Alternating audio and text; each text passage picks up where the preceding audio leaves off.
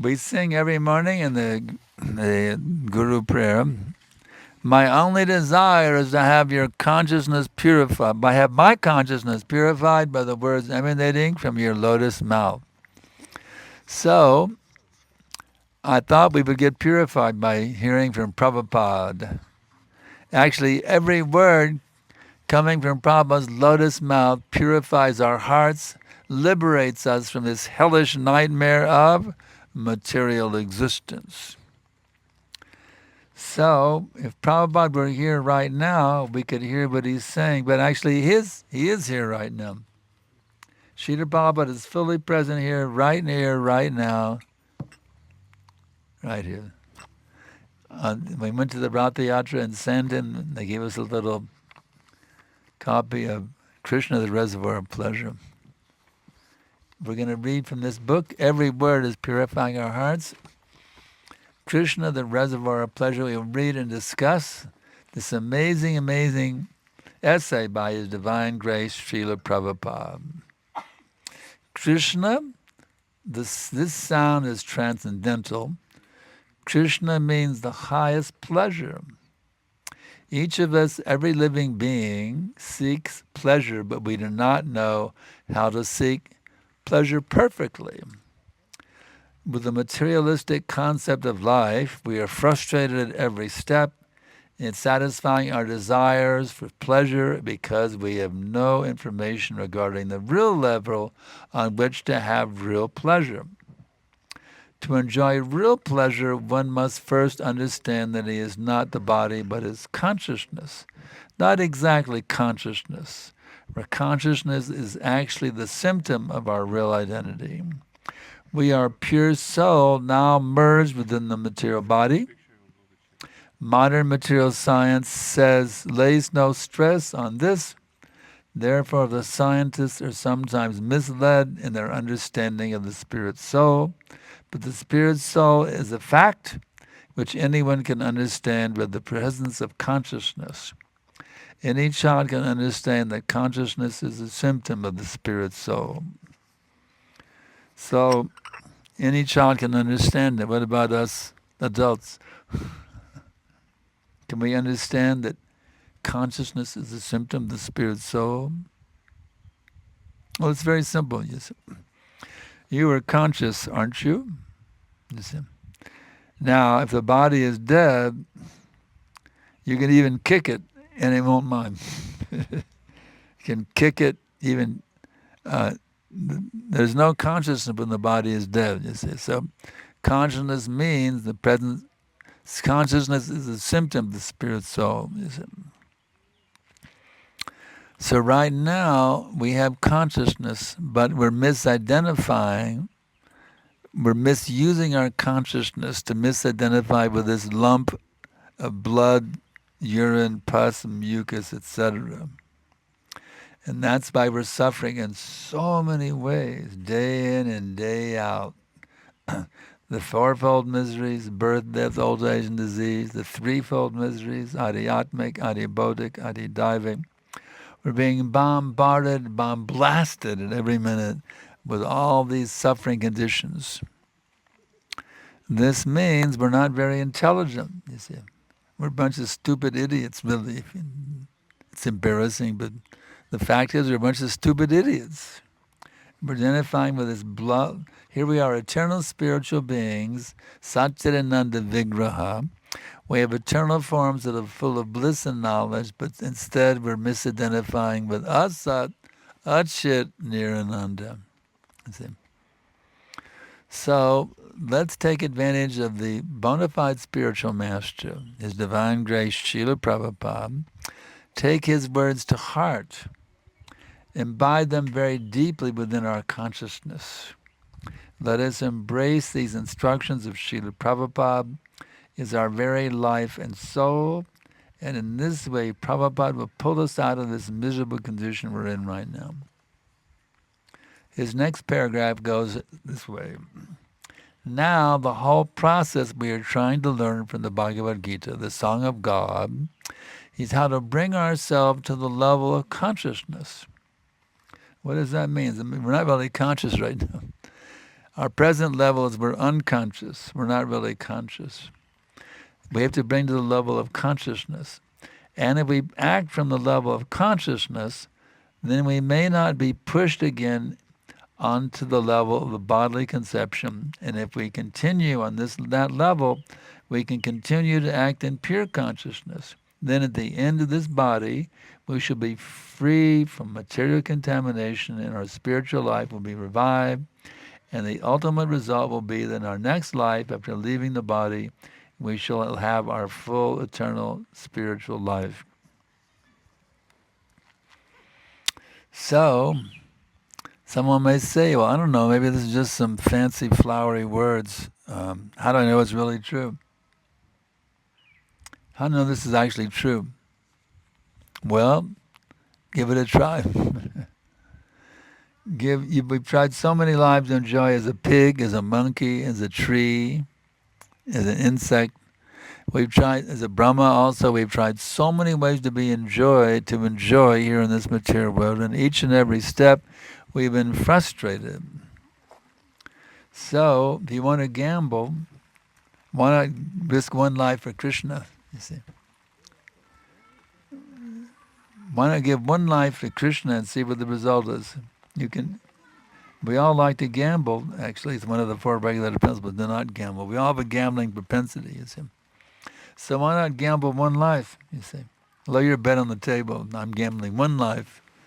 I've gambled so many ways, but let me gamble one life and see what the result is. This is a sure bet, y'all. It's a sure bet. Give one life for Krishna and see what the result is. Just imagine going to sleep. It's like every night.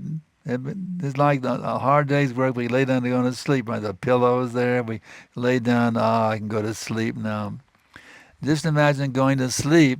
Sakshi Gopal. Are you with me? You tuned in, Sakshi Gopal? Okay. Just imagine laying down and waking up in Krishna Loka. You see? So that's Krishna consciousness. You can go to sleep and wake up with Krishna and his eternal pastimes in the spiritual world. Continuing on here. Spirit, our consciousness, is eternal. Even after the destruction of this body, consciousness is not destroyed. Rather, consciousness is transferred to another type of body and again makes us aware of the material conception of life. That is also described in the Bhagavad Gita. At the time of death, if our conscience is pure, we can be sure that our next life will not be material, our next life will be spiritual.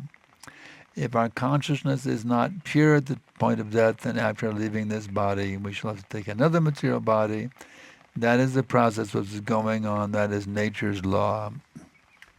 So there's so many laws of nature, isn't it? There's a law of gravity. So many different laws are there. So this is nature's law. Whatever your consciousness is at the time of death, that's the kind of body you'll get. Therefore, we have to train ourselves. We have to keep bringing the rascal minds back. Yato, as I mentioned this morning in the class.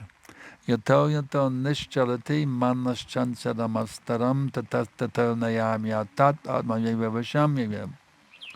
From whatever or wherever the mind wanders due to its flickering and unsteady nature, one must certainly withdraw it and bring it back under the control of the self. So, we even hear a term sometimes called mind control. Psychologists talk about mind control. But this is the real mind control, you see. Otherwise, what is your mind control? They say you have to make the mind blank. That's one so-called teaching. Make the mind blank. Turn off all thoughts. Surrender to the void. That's one philosophy. Completely turn off your mind and surrender to the void. But you can't really turn off your mind. You can try to turn off your mind. Like telling a little naughty kid, okay, Amit, sit down in the corner and don't do any more nonsense. Sit down, Amit, in the corner. How long will that last? He's up and running again, isn't it? Anyone who raised kids, they know what I'm talking about. Sit down and don't do anything. That doesn't work, does it? The child has to do something. It's its nature to be active, you see. So the mind is like a child. It has a nature to be active. So instead of trying to tell it, don't do this, don't do that, don't do this, don't. Say, okay, mind, here's a nice positive engagement. It's called Krishna consciousness. Think about Krishna, his beautiful names. Just like that nice verse. Ramadi Murtisha Kala Meyamen Tishtan Navataravakarao Bhuvaneshu Kintu Krishnasvayam Sababat Paramapamanyo Govindamadi Purisham Tamahabhajami. I worship Govinda, the Prime People Lord, who manifested himself personally as Krishna, the different avatars in the worlds of Ramana, Shringavama, etc. So there's so many different names: Krishna, Rama, Govinda, Shama Sundar, Nrsimha. So many different ways you can connect. So it's never really boring, you see. Krishna consciousness is not boring. There's unlimited names, unlimited pastimes, you see. It's like some kid may go to a candy shop. He's all excited. There's so many types of candy, you know. But just imagine the shop with unlimited types of candy. That's Krishna consciousness, you see. Unlimited. There's no question of being bored, you see. Because there's unlimited varieties, unlimited pastimes, unlimited attributes. There's like there's Dashavatar Strota, the 10 incarnations, only 10. There's actually 10,000, 10 million, 10 billion, 10 quadrillion, etc. You cannot limit how many incarnations there are. So now we've been speaking for some time. We'd like to turn the microphone over to Her Grace Srimati Gurumati J.V. Dasi. She can enlighten us with some of her transcendental wisdom. She's telling me to cut it. Okay. Cut. It's like in Hollywood. Cut. Time for Prashadam. Okay. So now we'll have a little Prashadam. Have a nice picnic. Anybody has questions? Oh, any questions? All right. There's no papers. You have to ask verbally. No one bought any papers and pens. Question from Vajkashardar Brahmachari. Yes. So Srila Gurudev, you mentioned about that so much nectar it's available in Krishna consciousness, but very often we can see devotees may try to practice for 10 years, 20, 30, even more, and not be in that level. So sometimes it becomes difficult because how much you can go artificially. The reason they leave is they're just skimming the surface of Krishna consciousness. They're not diving deep, you see. If they hear submissively from the bona fide spiritual master, instead of acting on their own mental whims, the spiritual master will guide them how to dive deeply into the process. Those who, out of pride or stupidity or whatever, don't submissively hear from the bona fide spiritual master, they remain on the edge of Krishna consciousness, just like on the border, you see. They're on the border of Krishna consciousness. They're halfway Krishna conscious, and they're halfway materially conscious, you see. And they're on the border. But you have to cross the border and enter into the country, you see. Enter into Krishna Loka, you see. So if you want to remain steady, you have to dive deep, submerge yourself in the ocean of Krishna Bhakti by hearing submissively the bona fide spiritual master. If you try to judge, but try to analyze, is this bona fide, is this correct? You don't submissively hear. You use your own mental speculations instead of submissively hearing. Then you'll have difficulty. And your own mental speculations may take you away. Also, we've seen many devotees left, even Prabhupada disciples. I got initiated with 2 other boys. Within a year or 2, they were both gone. You see, 3 of us got initiated together. Palashcha, Parasaradas, they're gone, long, long gone. You see, and the 2 other boys got initiated before us. They're also gone. So of the 5 brahmacharis we got initiated there in Austin, only one is left. Sankarshan Das. So even Prabhupada days there was high fatality rate from disciples. So it's not unusual that now in the second generation of gurus we have a high fatality rate. I mean, out of 5 of us, only one, because Adidev, he lived. He came a little later on, but the original 5, there was Dvija Hari, Shvigalim, Sankarshan Das, Parashara, and Palasha. Only one is left. That's only, just consider, 4 out of 5 are gone, you see. So now it's not unusual. It's even in your, I get reports from the meetings here in Mauritius, and many of the disciples don't show up. How many of my disciples are not even here today? We can count. Many of them not even here. Huh? Is any of my disciples not present today? Is he? Huh? A few are not present. That means they're not really, they're kind of drifting away, or they have, maybe. So anyway, it's not unusual for people to drift away because that's the nature of the Kali Yuga. But those who are very serious and determined, yes, I must become Krishna conscious. I must not allow myself to any longer be pulled away from the material nature. Those persons will be helped by Krishna within. The Paramatma will help him within. So don't worry about having difficulty. Just be always in the mood of a helpless child crying for the mother, you see.